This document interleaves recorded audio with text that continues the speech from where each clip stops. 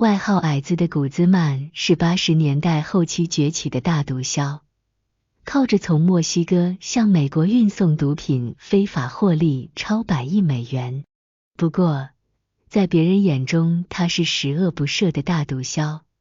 但在其无数情妇眼里却是香饽饽。这些人对他死心塌地，其中既有墨西哥国会议员，也有卧底的女警，可以说万花丛中过，片叶不放过。墨西哥坊间流传一句话，只有你想象不到的，没有毒枭们干不出来的，此言不虚。随着全世界头号通缉犯华金·古兹曼·洛埃拉落网，他的同伙兼密友马丁内斯出庭作证，称古兹曼在墨西哥的诸多海滩都有豪宅，身边美女如云，喜欢到世界各地旅游观光，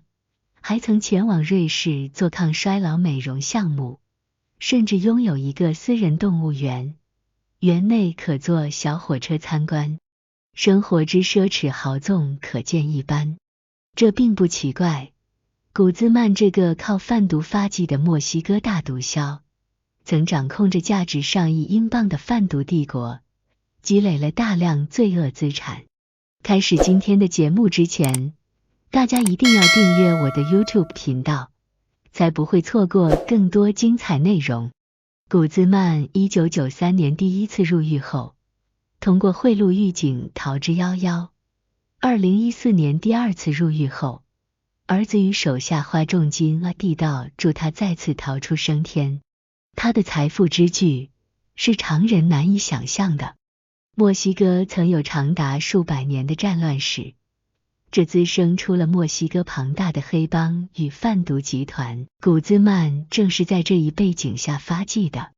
他于1957年4月出生在墨西哥西纳罗亚州的一个贫困家庭，有个暴脾气的酒鬼父亲，他自己还没读完小学就辍学了。古兹曼从小缺乏家庭教育，性情顽劣，长大点就开始追求姑娘，但不是姑娘甩了他，就是他甩了姑娘，一直没定下来。终于等到有个姑娘和自己到了谈婚论嫁的阶段，古兹曼兴致勃勃地采购家具，布置新房，却不料那姑娘在结婚前一天跟一个毒贩私奔了，这让古兹曼备受打击，狠狠下定决心，等着吧，我要让天下所有不愿嫁给我的漂亮女孩后悔。古兹曼早在15岁时，就在酒鬼父亲的指导下种了一片罂粟花，后来正式投身贩毒时更是轻车熟路。经过一段时间的摸爬滚打，以恩威并施的手段，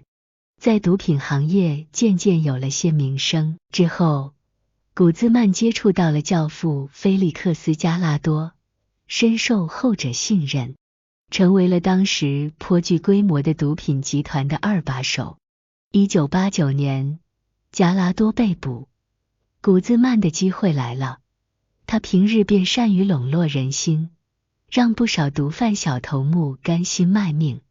在加拉多出事后，他迅速接管了加拉多的领地，走上了称霸贩毒业的路。21世纪的帷幕刚拉开没多久，古兹曼与同伙斯梅尔桑巴达加西亚成立了西纳罗亚贩毒集团，通过地下走廊、直升机、潜艇多种运输方式，构建起了庞大的贩毒网络。他手中西纳罗亚贩毒集团的触须越伸越广，不仅覆盖了墨西哥10余个州，还触及海外近50个国家，一跃成为全球最大的贩毒集团之一。2016年，古兹曼得意洋洋道：当今世界谈及全球最大的海洛因、吗啡、可卡因与大麻的供应商，非我莫属。一家国际媒体毫不客气地指出，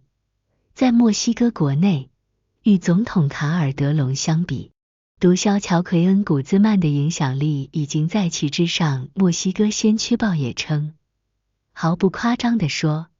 古兹曼是历史上最富有的毒枭之一，确实，早在2009年，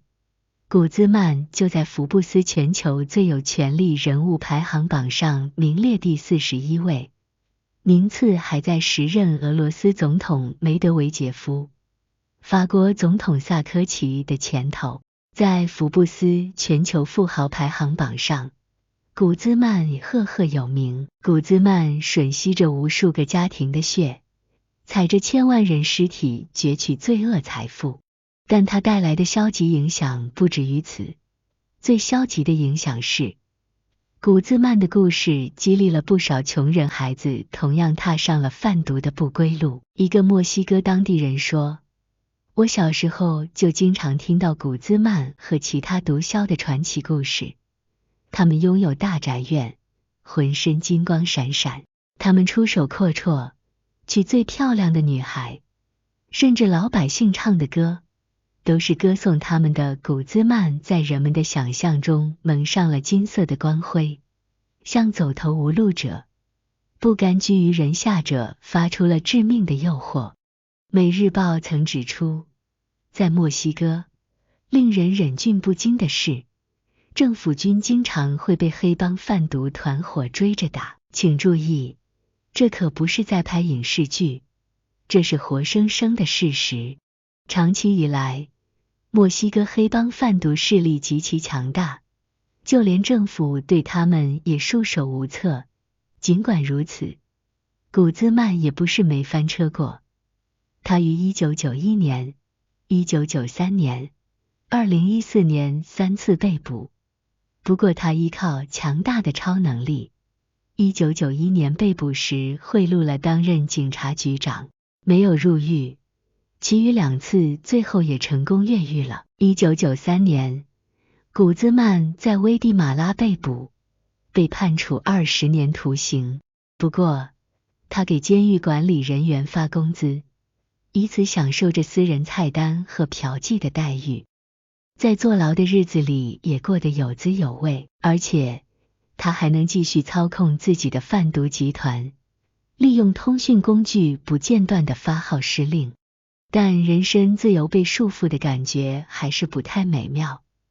古兹曼依然希望尽快摆脱监狱生活。2001年，古兹曼听闻自己可能会被引渡到美国，立即决定采取行动。他买通看守，让其打开牢狱门锁，自己小跑到洗衣房，钻入一辆等候多时的洗衣车。随后，古兹曼的内线不慌不忙地推着洗衣车走出了监狱。2014年2月，古兹曼在马萨兰被捕，这次他逃脱的时间更快，仅1年半后，他便从一条秘密地道逃之夭夭。随着调查的深入，古兹曼越狱的细节为更多人所知。原来，此前古兹曼儿子通过内线将一只带定位功能的手表送到了父亲手里，通过这一手表，可以准确找到关押古兹曼的牢房位置。然后，古兹曼儿子以方便送饭的名头，在监狱附近买了所房子，同时，距监狱1500米处有工地开始施工，工地底下正秘密修建一条通往监狱的地道。有了施工建房作为挡箭牌，一切电钻噪音和轰鸣声都有了名义上的解释。地道建成后，长约1.5公里，宽0.8米，里面铺了一条轨道，轨道上停着一辆改装过的摩托车。地道里该有的设施都有，且造价不菲，光照明系统和换气系统就花费了5000万美金。看得出古兹曼用了不少超能力。地道入口在古兹曼牢房的淋浴区，是监控摄像头的死角。古兹曼越狱当晚，便在洗漱后悄悄钻入地道，骑着摩托车逃出升天。事后，古兹曼的二儿子埃尔弗雷多在社交媒体上发表了一则嚣张言论：任何事情有了第2次就一定会有第3次。他一指古兹曼即便第3次入狱也能逃出升天。不过要知道，这句话成立的前提是古兹曼再次被捕。不久后，埃尔弗雷多的乌鸦嘴灵验了。2016年1月8日，古兹曼第4次落网，这次落网和他的一个爱好有关，钟爱秘密监听。古兹曼曾委派 IT 技术专家罗德里格斯在50部手机上安装间谍软件，然后把这些手机送给妻子、情妇与贩毒集团头目，以监听他们对话为乐。这间谍软件就像是他的玩具，他非常喜欢它。罗德里格斯道。美国联邦调查局 FBI 注意到古兹曼贩毒集团有秘密通话，但无法解密，于是引诱罗德里格斯到纽约曼哈顿会面，利用这次见面策反了罗德里格斯。在后者的帮助下，成功窃听了近1000通电话，收集到了大量证据，搞定古兹曼身边的技术专家，由此成了 FBI 扳倒大毒枭古兹曼的秘诀。古兹曼被捕后不久，美国警方、墨西哥警方进入古兹曼的别墅，进行例行搜查。他们在地下2层的密室里，惊讶地看到堆成山的美元现金像卫生纸一样随意摆放，墙上闪闪发光的宝石星罗棋布，随处可见的金银器具看得人眼花缭乱，而且还有把纯金打造而成的冲锋枪。在后花园里，警察们再次震惊了，因为他们发现了一只与众不同的宠物——小花豹。它上蹿下跳，显得格外朝气蓬勃。另外，警方还发现古兹曼家里没有任何毒品。佣人解释道，古兹曼虽然贩毒，但他自己从不碰毒品。古兹曼爱财也爱色，别墅里有众多姿态各异的美女，温柔端庄的，性感时髦的，黑肤的，白肤的，黄肤的，无所不有。据称，古兹曼每次周游列国回来，身边总会多1-2位美女相随。他每月给这些情人和老婆的生活费堪称是一笔巨款。不过，金钱似乎换不来真心。之后在古兹曼被判刑入狱后，夫人艾玛埃斯·珀洛科罗内尔仍然自顾自地享受着贡多拉之旅，还时不时在社交媒体上分享美景与美食。另一边，墨西哥警方紧盯着第3次入狱的古兹曼，充分吸取前2次的教训，每隔2天就把古兹曼转移到另一个狱室，以防他的手下打通地道，助他再次逃出升天。除了严防死守外，警方还在生活上不让古兹曼好过，每隔4小时就叫醒他一次，让古兹曼烦不胜烦。为便于看守，2017年1月，古兹曼被引渡至美国。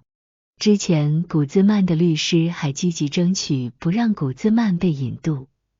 但在墨西哥监狱里深受折磨的古兹曼一心想离开，让律师不用努力争取了。然而，此后在异国他乡感受到更加水深火热的生活的古兹曼，想必会追悔莫及。2018年11月，纽约联邦法院正式开始审理古兹曼案。2019年2月12日，纽约联邦法院判定古兹曼贩卖海洛因、大麻、吗啡等毒品的犯罪事实确凿。同年7月17日，古兹曼被判处30年有期徒刑，没收126亿美元赃款，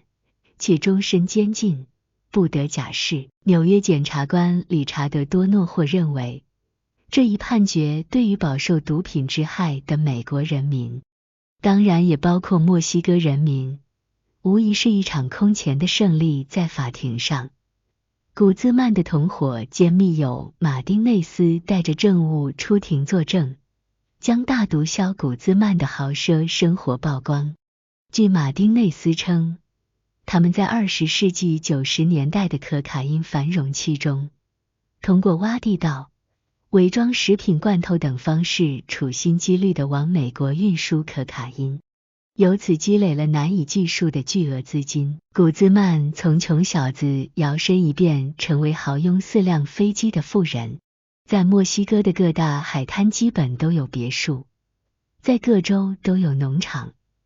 最贵的豪宅于墨西哥著名海滨旅游城市阿卡普尔科，价值高达1000万美元。在墨西哥第2大城市瓜达拉哈拉里，古兹曼也有一栋别墅，他很会享受，在其中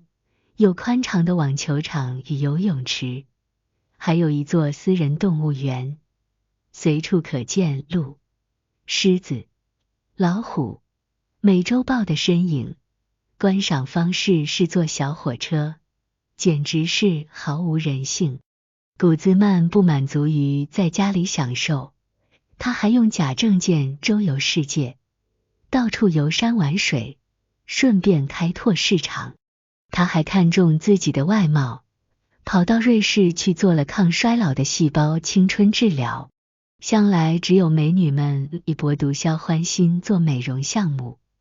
这毒枭自己做美容项目可能还是头一遭。古兹曼也没光顾着自己享受，他对手下很大方，曾大手一挥，买了捷豹、雷鸟、别克50辆汽车作为礼物送给忠心耿耿的手下。人身安全是继续享受的保障，古兹曼非常看重出行时的安全。每次出门，古兹曼身边都有20余名保镖紧伴其左右，手枪、防弹衣、手榴弹、装甲车一应俱全，光装甲车的配备就花了50万美元。古兹曼在仓库里还藏了100支 AK-47， 他自己随身携带的手枪上甚至有钻石组合出的名字首字母，以彰显他的独特地位。但这些奢华生活都离他远去了。正如检察官理查德·多诺霍所说，尽管我们还无法对其流毒的残余彻底肃清，但我们保证，他的余生的每一分钟都将会在监狱中度过。古兹曼如今被关押在科罗拉多州的阿克斯佛罗伦萨监狱，这一监狱关押着大量重犯要犯，比如911同谋扎卡里亚斯·穆萨维、大学炸弹客泰德·卡辛斯基，有恶魔岛之称。与其囚犯的危险度成正比的是他先进的防卫设施与严格的管理制度。囚犯关押在单人牢房里，一天要点6次名，每天离开牢房的时间不超过1个小时，且必须有狱警随行监督，这让囚犯插翅难飞。古兹曼的律师也说，关在佛罗伦萨监狱的人从来没有逃出去过。是的，这完全不可能，牢房狭窄，缺乏干净的水，阳光也总是照不进来。每到睡觉时间，作响的通风管道总扰人清梦。这一切都让住惯了海边豪宅的古兹曼难以忍受。他写信给墨西哥总统，称自己在美国受到了非人的虐待，但显而易见的，没人会对这个臭名昭著的大毒枭心慈手软。古兹曼注定等不到能让他重燃希望的回信。如果没有意外发生，他将在监狱赎罪中度过余生。好了，今天的故事就讲完了，大家一定要订阅我的 YouTube 频道。再会。